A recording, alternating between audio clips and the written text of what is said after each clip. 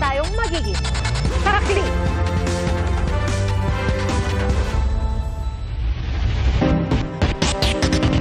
Naihay na po sa Sandigan Bayan ang mga unang kaso kaugnay sa mga flood control project. Malversation through falsification at graft ang kinakaharap ni na dating Congressman Zaldico, mga opisyal ng DPWH Mimaropa at SunWest Corporation. Ayon sa Ombudsman, walang piyansang inirekomenda para sa isa sa mga kasong kinakaharap ni Nako. Saksi si Salima Refran. Bungkus-bungkus sa mga dokumento ang bitbit na mga kawani ng Office of the Ombudsman sa Sandigan Bayan ngayong araw. Para ito sa unang mga kasong inihain ng Ombudsman sa Sandigan Bayan kaugnay sa flood control projects. The Office of the Ombudsman announces today that we have issued a resolution finding probable cause to file criminal charges against former Congressman Elizalde Zaldico, several officials of the DPWH Region 4B, and the Board of Directors of SunWest Corporation as private respondents. Kasong malversation through falsification at 2 counts ng graft ang kinakaharap ni dating Ako Bicol Party List Representative Zaldico dahil sa 289 million peso road dike project sa Nauhan, Oriental, Mindoro. Kinontrata ito sa SunWest Incorporated kung saan founder at tinuturong beneficial owner si Ko. Number 1, the measured sheet pile did not meet the 12-meter specification. The material was substandard. It is highly possible that all other sheet piles used in the project were also below specification. And these findings point to a scheme that resulted in unwarranted benefits, technical falsification, and the misuse of public funds. Umalis si Ko sa bansa noong Hulyo para magpagamot, pero hindi na bumalik at kalaunay nagbitiw bilang kongresista. Noong preliminary investigation, pinili ng kampo ni Ko na hindi magsumite ng kontrasalaysay. Nauna nang sinabi ng Ombudsman na kailangan makapaglabas muna ng arrest warrant laban kay Ko bago hilinging makansela ang kanyang pasaporte. Kasunod ng pagsasampa ng mga kaso, iraraffle ang mga ito para malaman kung aling dibisyon ang hahawak sa mga kaso. Ang mga dibisyong hahawak sa mga kaso magsasagawa ng judicial determination of probable cause bago magdesisyong maglabas ng warrant of arrest. We also have filed a motion for urgent raffle of the cases and the immediate issuance of warrant of arrest and whole departure order because the amount malversed exceeds 8.8 million pesos, and in line with the law and jurisprudence, the panel of Ombudsman prosecutors has recommended no bail for the malversation charge. Sinusubukan pa namin kunin ang pahayag ng mga kinasuhan. Nauna nang sinabi ng abogado ni Ko na walang koneksyon sa SunWest ang dating kongresista. Nag-divest na raw si Ko mula sa kumpanya bago pa umano siya maging kongresista. Para sa GMA Integrated News, ako si Salima Refran, ang inyong saksi. Isiniwalat ni Senador Ping Lacson ang sinabi sa kanya ni dating DPWH Undersecretary Roberto Bernardo na ginamit umano ang pangalan ni Pangulong Bongbong Marcos sa pagsingit ng 100 bilyong piso sa 2025 budget. 2 undersecretary na gumamit umano ng pangalan ng Pangulo ang pinangalanan ni Lacson. Saksi si Maki Pulido. Ginamit lang ang pangalan ng Pangulo. Yan daw ang ibinunyag ni dating DPWH Undersecretary Roberto Bernardo kay Senate President Pro Temp at Blue Ribbon Chairman Ping Lacson kaugnay sa ilang akusasyon ni dating Congressman Zaldico. Napag-alaman ko from Undersecretary Bernardo na may mga tao sa Malacanang, not the President, not authorized by the President, who misrepresented him. Ang sabi kasi ni Ko sa isang video, si Pangulong Bongbong Marcos ang nag-utos umano na magsingit ng 100 bilyong piso sa 2025 General Appropriations Act nang umabot ito sa BICAM. Ang 25% niyan o 25 billion pesos napunta raw sa Pangulo nang maaprubahan ng budget. Ayon kay Ko, i-deliver pa raw ang pera sa North at South Forbes Park at sa bahay sa Aguado malapit sa Malacanang. Nang busisiin ni Lacson ng budget, nakita raw niyang totoo ang ipinasok na 100 billion pesos. Nakita rin daw ito ni Senator Win Gatchalian, chairman ng Finance Committee. Pero sabi raw ni Bernardo kay Lacson, ilang opisyal ang gumamit ng pangalan ng Pangulo para paikutin si Ko. I will name some of them. Undersecretary Adrian Bersamin. He name-dropped the President. making Saldico believe na utos ng Pangulo na ipasok sa BICAM yung insertions na 100 billion. Now, Yusek Traigib Olaybar.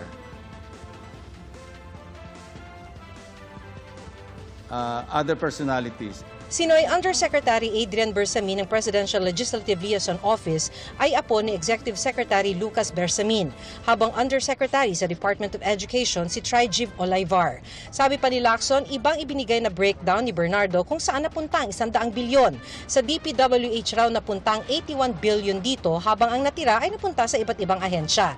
Mula sa 81 billion, si Bernardo raw mismo ang humawak sa 52 billion. 8 billion pesos umano ang kabuuang halaga ng kickback na idineliver ni Bernardo kay Olaybar at 1 billion pesos kay dating DPWH Secretary Manny Bonoan. At least 10 deliveries. The modus that yung arrangement nila is may tigisa silang armored van. May armored van si Yusek Olaybar, may armored van siya, magpapark sa basement ng Diamond Hotel, darating yung van driven by Olaybar, and possibly, sabi niya, hindi siya sigurado, and possibly along with Adrian Bersamin. Bakante yung armored van, ipapark, idadrive yung isang van na puno ng pera. Ranging from 800 million hanggang 2 billion. Umabot pa raw ng 2 billion ang isang delivery dahil hindi kaagad nasundo ni Olaybar.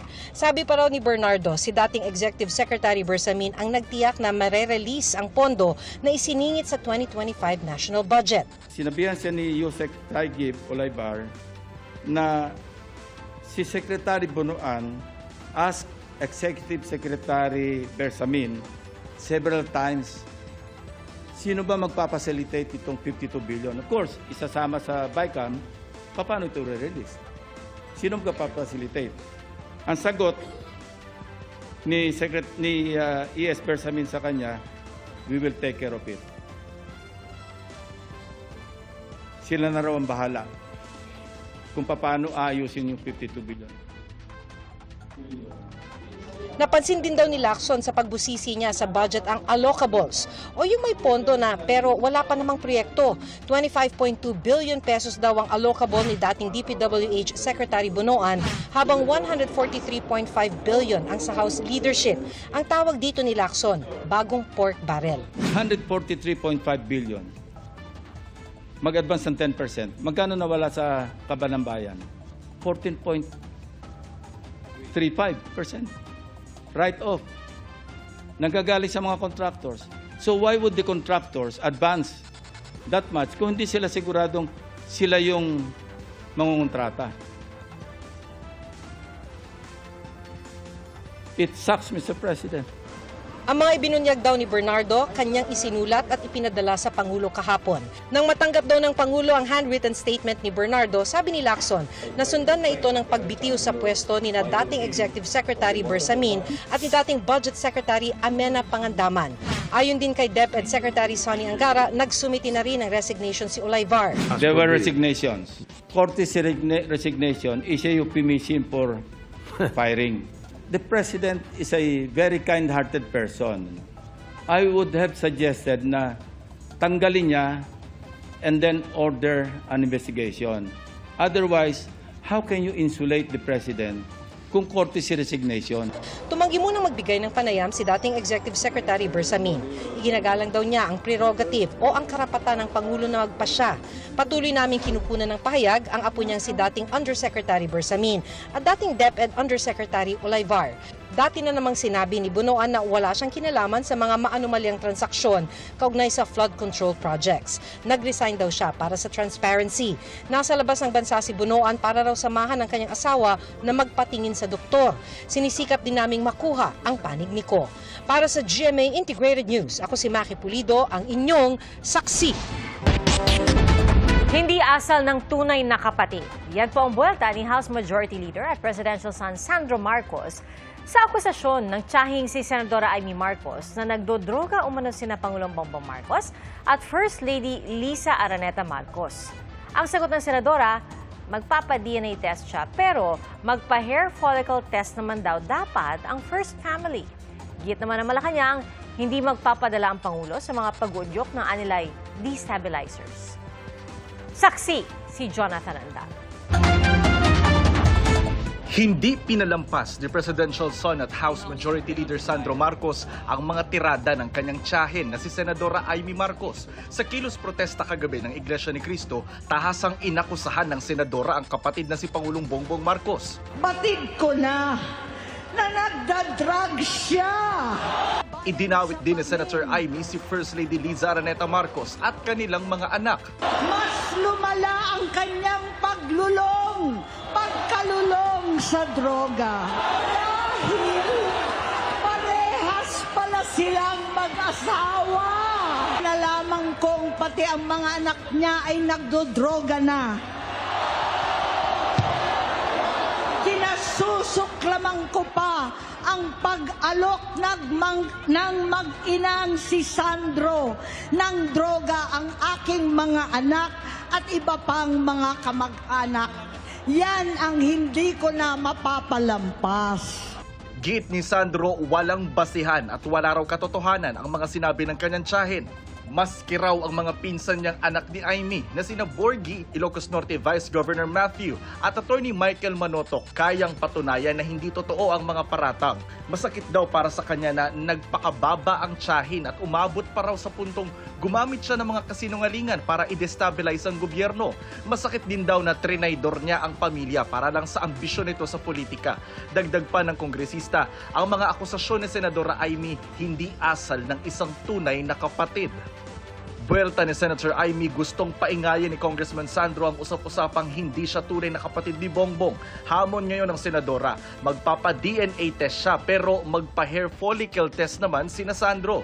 Sagot naman kahapon ng Malacanang kay Senadora Marcos. Anong klaseng kapatid si Senator Amy? Anong klaseng Pilipino si Senator Amy? Huwag mong sirain ang kapatid mo. Hindi ito ang issue ngayon. Matagal ng issue to.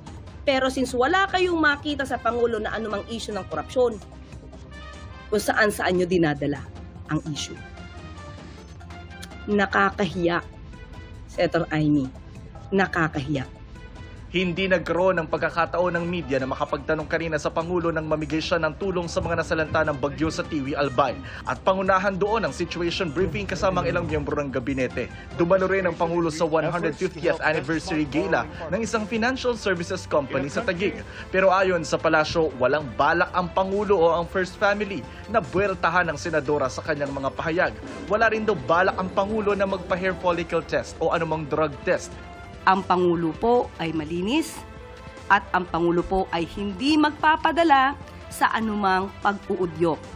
Pag-uudyok ng mga destabilizers, pag-uudyok ng mga obstructionists na walang gagawin kundi magbigay ng mga kondisyon, magbigay ng pag-uutos sa Pangulo kahit hindi na po ito naaayon sa kanyang pagtatrabaho. Iginit din ng Malacanang na hindi opsyon sa Pangulo ang pagbibitiw. Hindi po opsyon sa administrasyon, sa Pangulo ang pagbibitiw.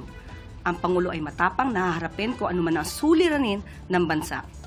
At sila mga nag-iingay, sila ay ingay lamang. Para sa GMA Integrated News, ako si Jonathan Andal, ang inyong saksi. Nanlaban kaya raw napatay sa buy-bust operation ang 3 suspect sa Cubao, Quezon City. Ayon sa pulisya, matagal na raw nilang minamanmanan ang mga nasawi na sangkot din daw sa iba't ibang krimen. Na-recover sa lugar ang 3 baril at 10 pakete umano ng iligal na droga, pero lumalabas na peke ang mga ito.